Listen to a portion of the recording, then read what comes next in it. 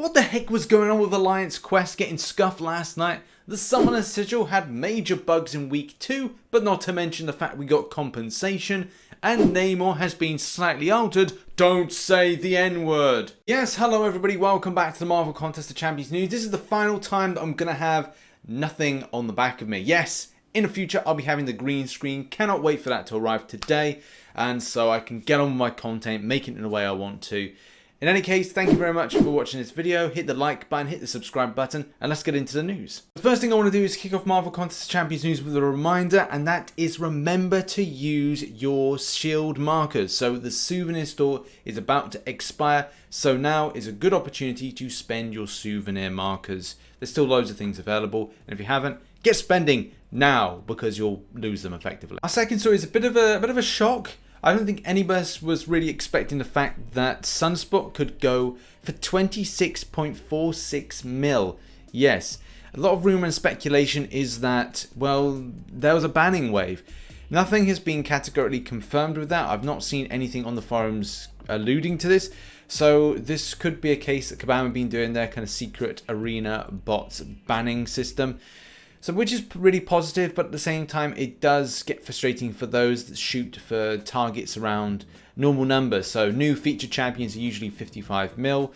The 4-star versions are normally about 12 to 12.5 and etc, etc. But the fact is, it's like annoying, but it's good news. It's good, but it's annoying. But maybe I've got it completely wrong. Have your say in the comment section. Do you think it's arena bot ban wave? Or do you think this was just one of these weeks where the champ didn't get hyped as much, so therefore for people's interest they were like, I'll take or leave it. In other news, and let's talk about the new quest conversion crystal. Yeah, for a limited run only, we've got this quest conversion crystal, and I've done one. Unfortunately, it's not been the case that I could do two. I was hoping for a video I could do two, but it was enough to really test it and at the same time get a little bit of thought process behind it. Now, more commonly, based on the percentage, you were going to take home the tier 5 ISO. You're not going to take home, you're very unlikely to take home the units or the energy refills. Some people have crazy amounts hoarded up, and this person here, Legion, has got 33 of them. That's absolutely insane. But yeah, I look at that. That's a lot of ISO, and a lot of people feeling quite jaded because they're getting ISO a lot. I think I'm quite fortunate that with one crystal I managed to get something that was 3%. Now, sometimes your luck is in, sometimes it's not in whatsoever. But getting the 1,000 units, I think for a lot of players is their fingers crossed. They hope to get that. But that's a lot of crystals there. 33 converted. I think the most astounding thing is that saying that the last 3 crystals gave ISO and 10 more energy refills. So it's still a case that he only got 20 energy refills in total, 1 times 1,000 of those units. So is the lucky with them? I don't think it is. Do bear in mind it is RNG. The percentages are low, so if you go for it, you might be left disappointed. But it is a good opportunity for Kabam to have people get rid of these crystals that people hoard. And I can imagine people are hoarding ridiculous amounts of very random crystals. As you can see here, like this particular person has 4,267 messages, which kind of implies that there's a lot of other crystals being hoarded as well. And lots of people have very mixed results from this. I don't know, put in the comment section, did you feel that this was something you wanted? Did you feel completely shafted by the luck? Do you not really care because it's quest crystals? What are your thoughts? Put them in the comment section down below. In other news, and the Golden Circle. Yes, we had a bit of a problem with the Golden Circle. The Summoner Sigil has been a little bit scuffy, even with the event re-rolling with the test of Cavalier, test of whatever your particular title is at the moment. The test was not working correctly because you were able to do 1 round of arena and it was like boom, done all the milestones, great. So stuff like this is a usual thing with Sinister Labs. I don't know, there seems to be something with the way stuff in game re-rolls. Either way, it's been disappointing to see this. However, there is some upside and people were able to get that last golden realm before losing out on the sigil, to which Kabam acknowledge this and go, right, well, we're going to give you 150,000 gold. Obviously, for your respective title, it may be a little bit less than this, but it is positive to see that they're recognizing that there's something they need to kind of give back. I don't know if this is across the board and Sinister Labs does get an extra day. Do people feel they want to get some aspect of compensation? I don't know if we're going to see that. I think that would be a bit of a tall order. Now that the week of the Summoner Sigil is over, from some people that I've spoken to, they may not choose to buy into the Summoner Sigil based on some aspects of the game's functionality. And because the game isn't really running too well at the moment, we're getting bugs left, right and centre. And it just goes back to, I can't remember if it was April time of this year or maybe March, April time, where the game was just so scuffy. And the feeling towards like, okay, so if I'm paying into something, I want to see value from it. The same way that you buy a subscription to a channel of some kind. So like if I was to purchase Sky Sports, then, or BT Sports, I would need to get value out of that. But whilst the game or the like Sky Sports or BT Sports is not working correctly, or I'm not able to view it, or there's inconsistencies, then should I feel compelled to buy that? And the answer for a lot of people is no at the moment. There is some value to some players for different reasons, and if those reasons are still there, then obviously it's up to you whether or not you feel you want to buy. But do bear in mind that the value of things that you get out from the game, from calendars and also special events, does look a lot better going into the October, November and December months. So if you're feeling that you want to ask for something for Christmas, or you want to get some things like Google Play cards, whatever like that, running into the holiday period, that may be a better idea for you if you are a bit on the fence about giving your money towards this type of thing. In continuing scuffed up news, and yes, Alliance Quest last night, what went down? I really don't know with some of this stuff at the moment. It is crazy to think we've got so many bugs. I really wish that this wasn't a thing, because like I said, it goes back to that March, April time this year when, and it just thinks like there's so many things happening in game. And obviously for me covering stuff with Marvel Contest of Champions news. Yeah, Alliance Quest. What went down? I really don't know what went down. To a point where people couldn't get in. People were talking about the idea of going like, let's have 30-minute timers. And it's helpful, but look, the fact is you're going to have people in different types of time zones. And that is the big point here. Regardless if there's time wasted, people could be going to sleep. I know some of our Alliance mates, they're from like one area of the world. We're in another part. We've got this European, American, Australian mix. This kind of this big mix here. But it's a case of like trying to get everything together, and it's just not going to happen. People need to be in at set times. So what can you really do? It's working now, so that's good. But it's a bit annoying that this had to happen. Our next story is the beta. Yes, indeed. Old Man Logan and Colossus go into beta. You should have been given an invite around about now.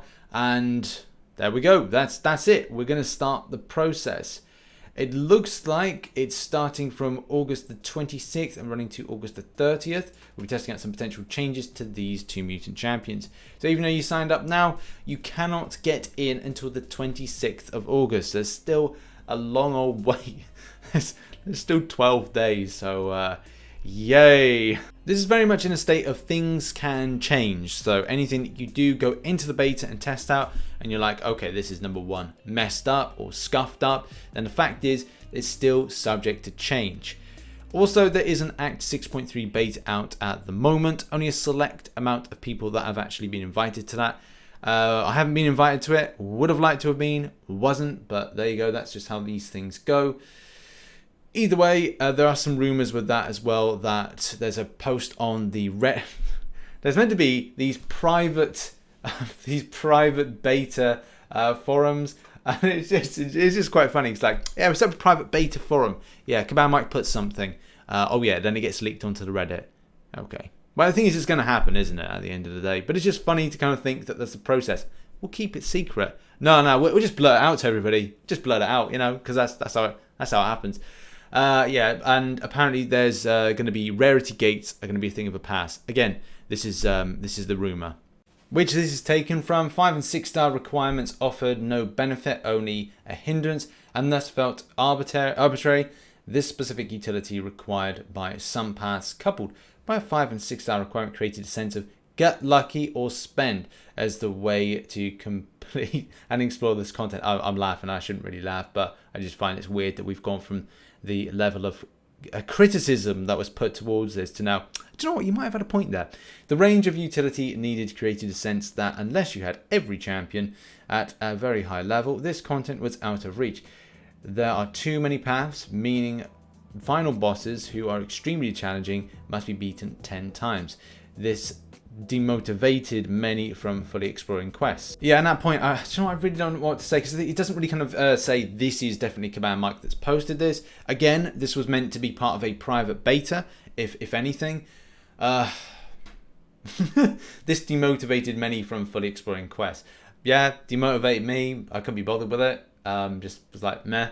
I'll work on something else. I think I've worked on variant 1, which is taking ages, but meh.